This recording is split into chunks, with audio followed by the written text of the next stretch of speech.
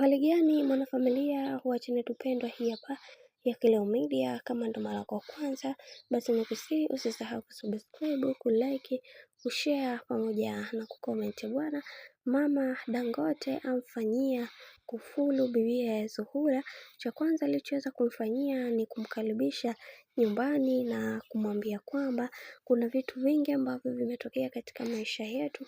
Tumekuwa tukibishana sana kuhusiana na mambo tofauti tofauti. Binafsi yangu nimeumizwa sana na hili, hivyo nahitaji kuweza kupata msamaha katika maisha yako, kwa sababu wewe ni moja kati ya mwanamke ambaye umenivumilia kwa mambo mengi.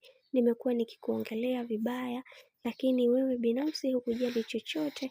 Ulichojali ni wewe kufahamu na kuelewa ni kwa nini mimi naongea hayo yote, lakini uliamua kusimama katika mstari wako na kusema kwamba haya yote yatapita.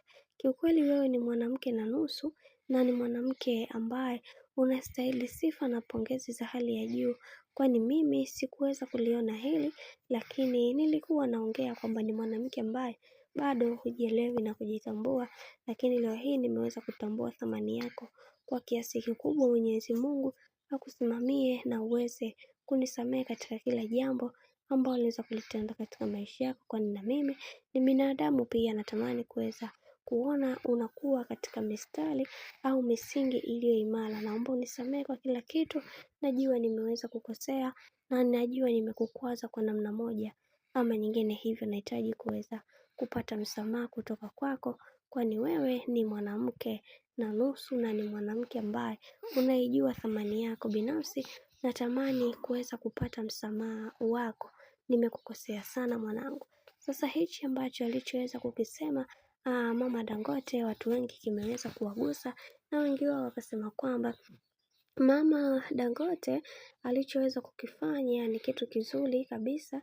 Hivyo tunatamani kuweza kuona haya mabadiliko yakiwa hivi hivi, na sio kuanza kuleta drama nyingine, kwa sababu mtoto wa watu wamemletea drama nyingi sana mpaka inafika kipindi na yeye anachoshwa na hizi drama ambazo zinazoendelea. Ifike kipindi aweze kupewa heshima yake na aweze kupewa mikakati iliyo bora zaidi, kwa sababu kuna vitu vingi ambavyo vinavyoendelea na tunatamani kuweza kuona kila kitu kikiwa katika misingi na mikakati iliyo bora, na wengi wao walitamani kuweza kuona kila linalotokea katika maisha liweze kuwa na misingi na mikakati iliyo bora, kwa sababu tunaona kabisa kuna vyanzo vilikuwa vibaya, na tunaamini katika haya yote Mungu atasimama na kila mmoja wetu kuweza kuhakikisha kila kitu kinakwenda sawa, kwa sababu kumekuwa na mambo mengi ambayo yanayotokea kwa kipindi hiki. Hivyo